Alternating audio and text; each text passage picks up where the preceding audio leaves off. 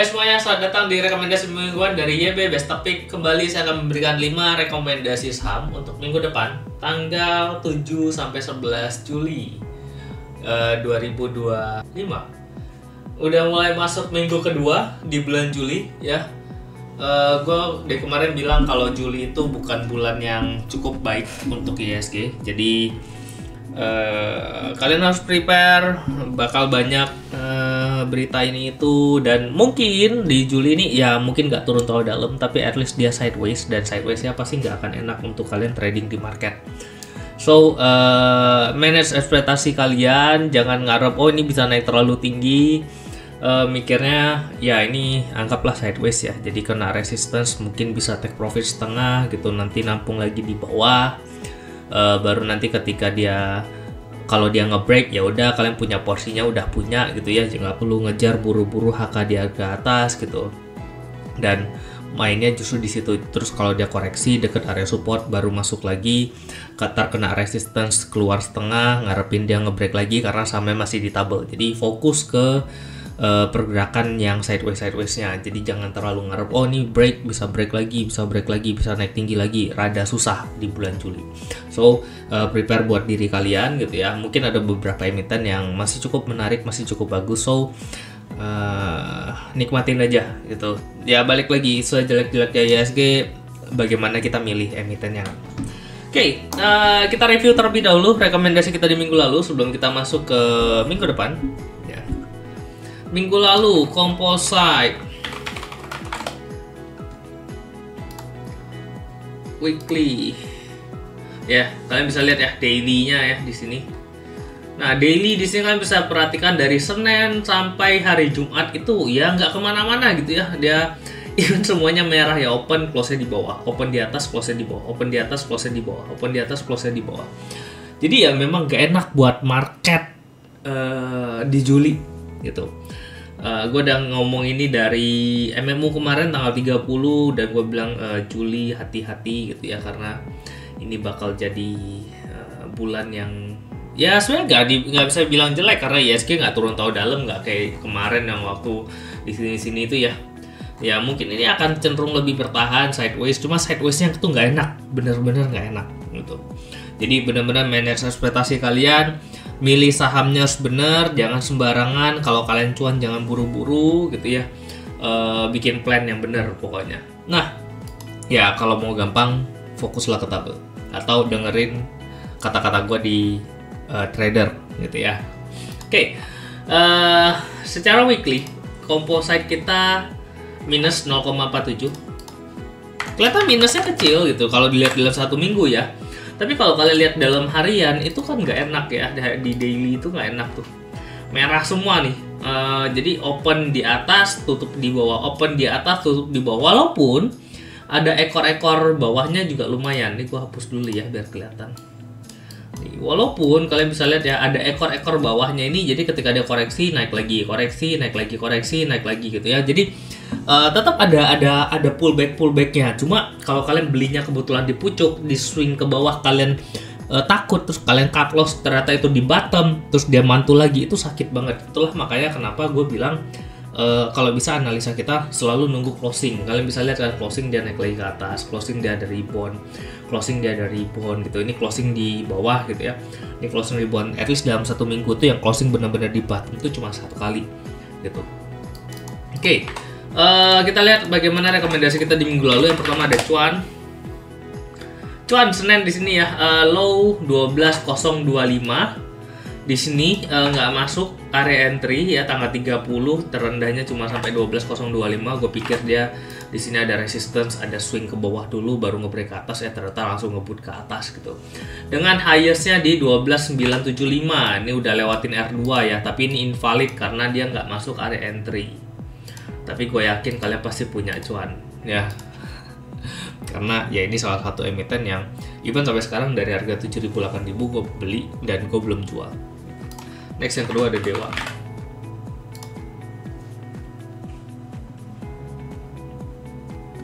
Dewa. Senin di sini low 174, ini masuk area entry, cut loss 170, Dan di sini closing masih 174 ya, di paling rendah di Rabu itu penutupan paling rendah di 174.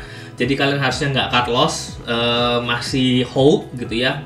Dengan di Kamis dan Jumat ternyata dia naik higher 187, di setelahnya 189. So ini udah kena dapat gitu ya. 187 R1 181 189. Ini kita profit. Next, beef.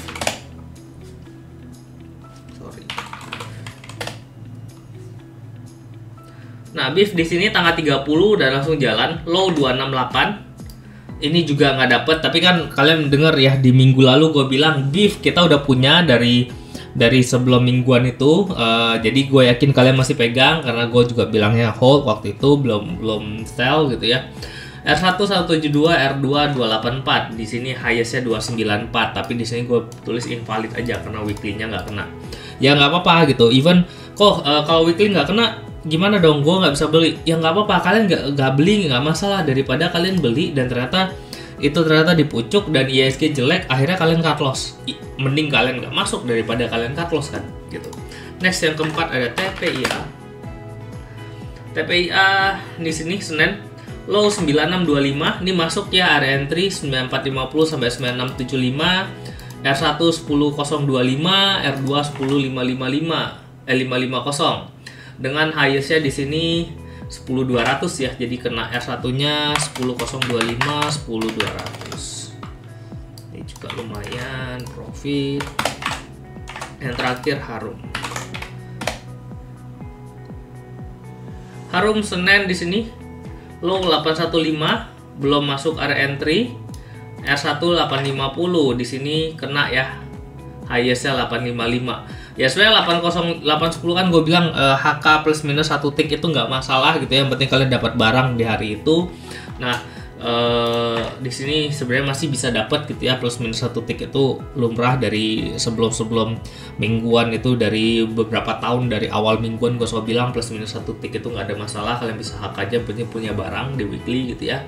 So ini highestnya 855 udah clear. Even kalaupun kalian nggak dapet ya, dia closingnya paling rendah juga di 805 gitu, masih di atas area cut loss gitu ya, jadi nggak ada masalah. Nah ini R1 850 855 highestnya.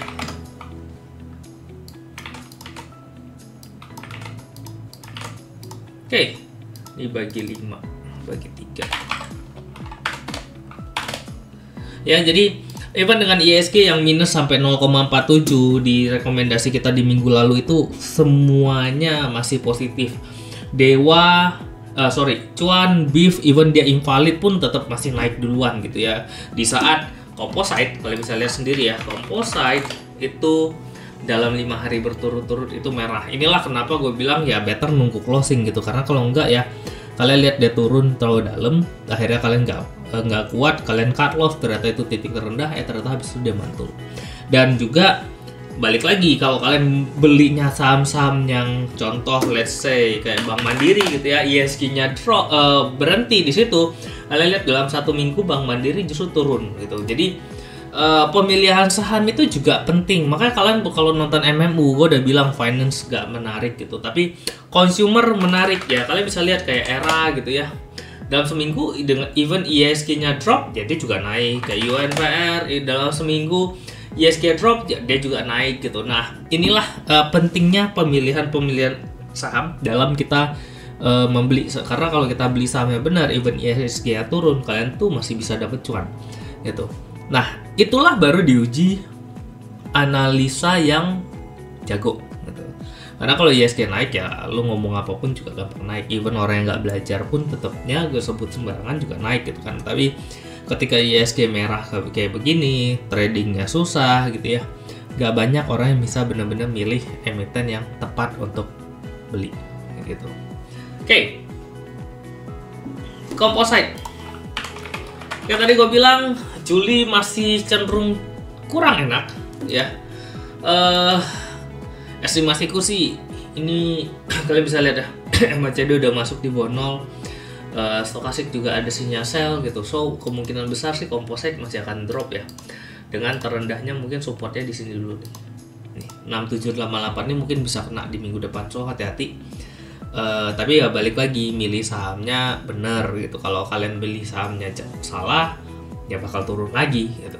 Ya kecuali kalian nggak apa-apa kok turun, gue bisa average down, ya itu terserah kalian gitu. Cuma gue sih sayang waktu, kalau bisa naik kenapa gue pilih yang turun gitu. Ya itulah, diuji suatu analis itu jago nggak dia milih saham.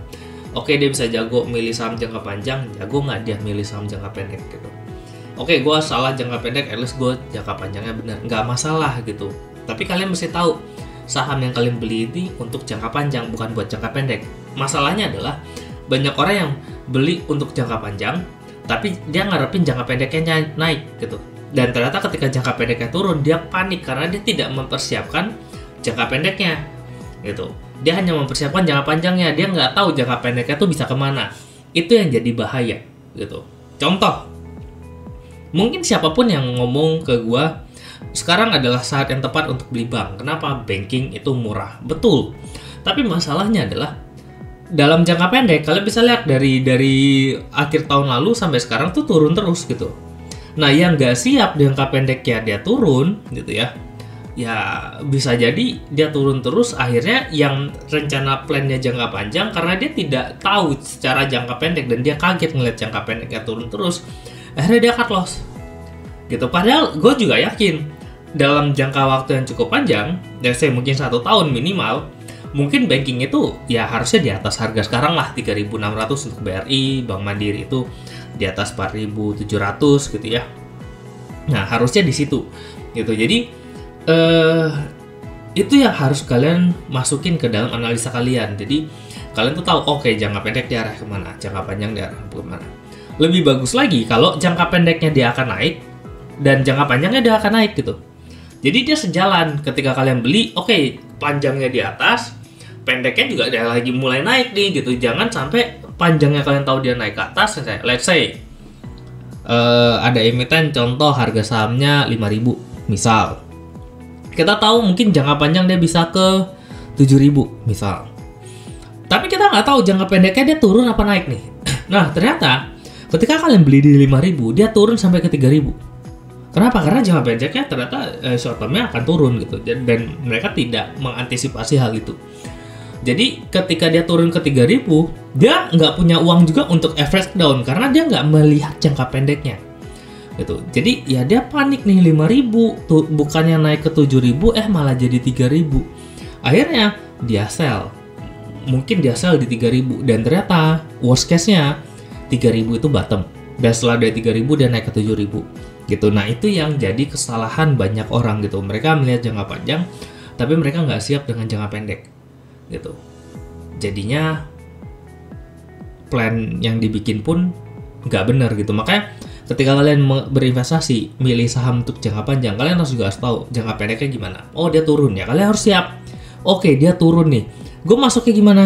Ya mungkin gue masukin 20% dulu deh porsi gue gitu, karena gue tahu dia masih bisa turun. Nanti kalau turun lagi, gue masukin lagi nih average down 20%. Kalau turun, gue masukin lagi average down 20%. Mungkin penurunannya setiap 10% gue average down, misalnya begitu. Jadinya kalian memang sudah siap untuk menjaga, oke, dia sahamnya akan turun dan gue akan siap gitu. Jangan sampai kalian hanya berpikir, oke, jangka panjang dia naik, tapi harga saham turun secara jangka pendeknya kalian nggak siap. Itu yang jadi banyak orang tuh kaget dan akhirnya wah, nggak bener nih saham nih gitu. Padahal kan secara jangka panjangnya naik, belum tentu jangka pendeknya naik kan gitu ya. Jadi please notes itu buat kalian yang masih baru ya, karena tidak selamanya apa yang kalian pengen itu terjadi di market. Justru kalian harus menyesuaikan market itu bergeraknya seperti apa, barulah plannya kalian tuh bergeraknya seperti apa. Nggak bisa kalian maksa, oke, market kalian harus ikut sesuai mau gua. Kalau mau gua naik ya market harus naik. Kalau tidak naik berarti marketnya salah, marketnya nggak bener. Ya nggak bisa gitu. Karena ya itulah gunanya kalian belajar, kalian menganalisa, kalian tahu jangka pendek, jangka panjang. Itulah kenapa stock school itu berbayar. Oke, next.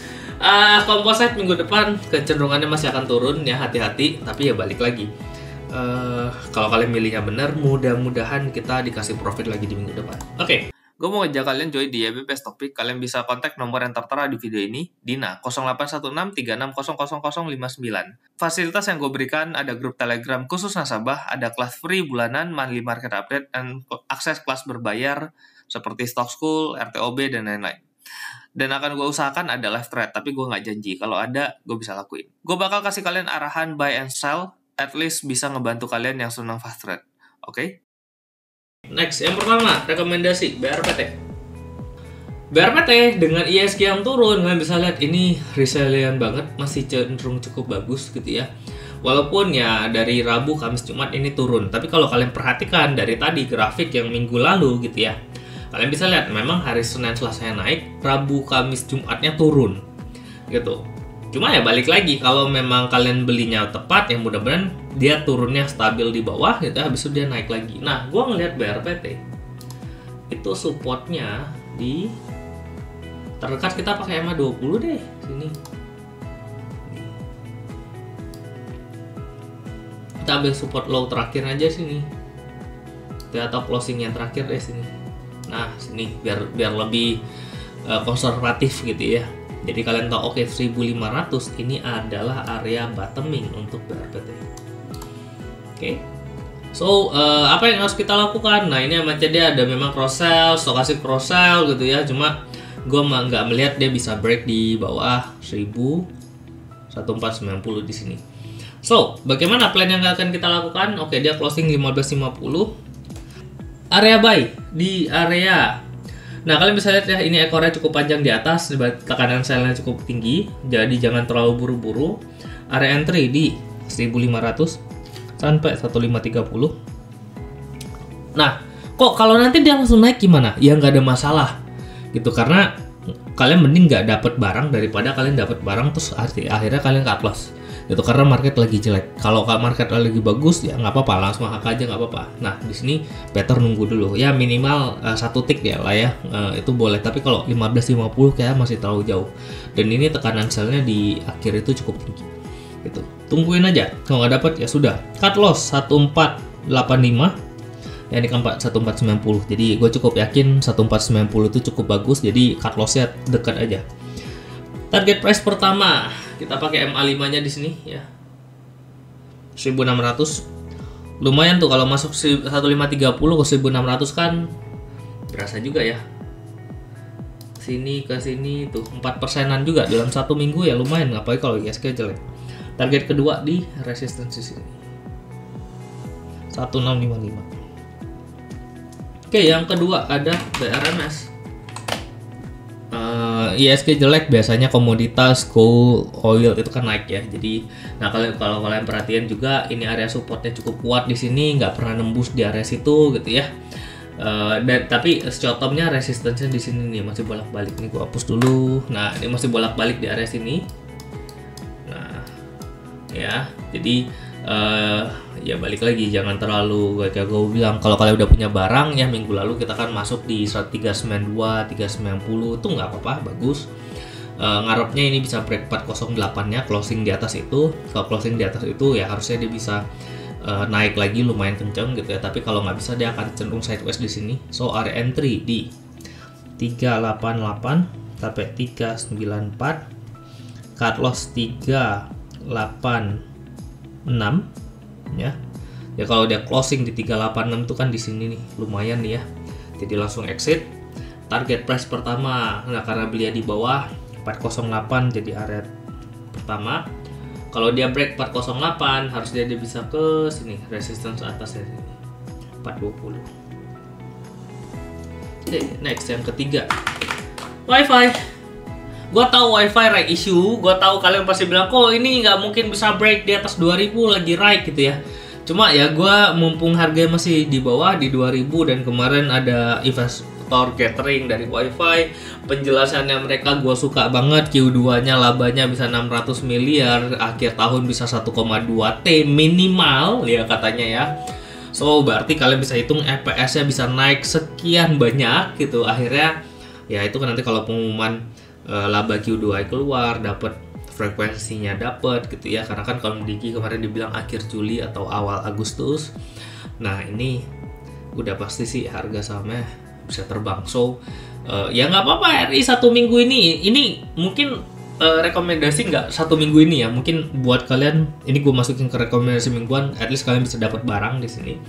Karena gue nggak tahu apakah nanti selesai reissue, waktu reissue ini langsung jalan, apa selesai reissue baru jalan. Tapi at least kalian nggak miss moment gitu. Ada entry untuk WiFi 1980 sampai 2000. Gua rasa nggak akan jauh-jauh dari 2000 karena dia masih reissue, jadi nggak usah buru-buru. Cut loss 1950, gue yakin juga harusnya nggak closing di bawah 1950 karena kalau closing di bawah itu berarti ada sesuatu masalah. TP1 terdekat di sini aja lah ya, tengah-tengah 2060. TP2 di 2150. Nah, pertanyaan kalian, kok WiFi ada right issue, tebus apa enggak? Ya kan, pertanyaan yang paling banyak gue temuin dalam 1 minggu terakhir ini. Gini, WiFi right issue itu ada standby buyer. Nah, standby buyer itu akan ngambil kalau kalian nggak tebus barangnya, mereka akan bisa tebus bayar 2000 dapat dari R-nya ke induk WiFi. Kalau aku pribadi, aku nggak mau ngasih barangku cuma-cuma untuk orang beli, ya, gratisan. Maksudnya gratisan gimana? Jadi kalau lu mau beli WiFi, ya lu beli market reguler dong. Kenapa? Kalau lu beli market reguler, harga sahamnya bisa naik. Tapi kalau mereka tebus, jadi kalau gua nggak tebus nih, gua kasih hak gua ke mereka yang mau tebus, artinya mereka tuh tenang-tenang aja karena mereka mau harganya naik ke 2200, mereka bisa beli di harga 2000 gitu. Jadi kalian miss chance. Kalau menurutku, kalau kalian mau beli ya lu fight, lu dapetin barang gua di market. Artinya apa? Artinya gua akan tebus R gua. Kenapa gua tebus R gua? Ya karena supaya mereka tidak gampang mendapatkan R-nya dengan cuma-cuma. Lu mau dapat saham WiFi ya lu beli di market, jangan seenaknya dapetin barang dari R gua yang gua nggak subscribe gitu.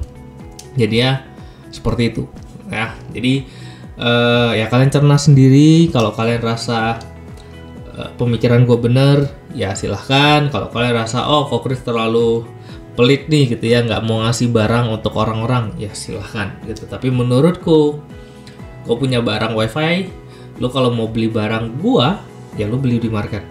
Gue nggak akan ngasih barang gue untuk lo tebus, gak mau cuma-cuma di 2000 gitu. Kok kalau seperti itu gimana? Ya lo better jualin dulu, lo tebus.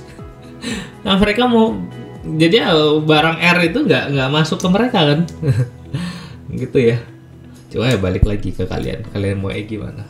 Ya itu kalau lagi nggak ada duit banget gitu. Tapi ya dengan project WiFi begitu ya gue sih rela nyari duit ngais-ngais yang lain daripada gue ikut IPO CDIA, mending gue tebus R-nya WiFi gitu. Oke, next yang keempat, Era. Ya jadi nah gue nggak akan jawab reissue lagi. Kalian nonton ini ya, cerna baik-baik, perhatikan kata gue baik-baik, tangkap kata-kata gue nggak akan bahas itu di luar, cuma di video ini ya. Oke, Era minggu depan ini juga jadi rekomendasi ya. Kayak tadi gue bilang, consumer rasanya akan bagus. Ini juga fasenya uptrend, naik, koreksi dikit, naik lebih tinggi. Nah ini koreksi ya kesempatan dong, karena harusnya nanti naiknya lebih tinggi kan. Dan ini koreksi volume juga rendah gitu ya. Ini stokastik MACD mulai mau berpotongan ke atas, ini stokastik juga mulai masih ke atas. So mestinya ini jadi hal yang masih menarik ya. Area entry untuk Era 515 sampai closing berapa? 525. Cut loss 505.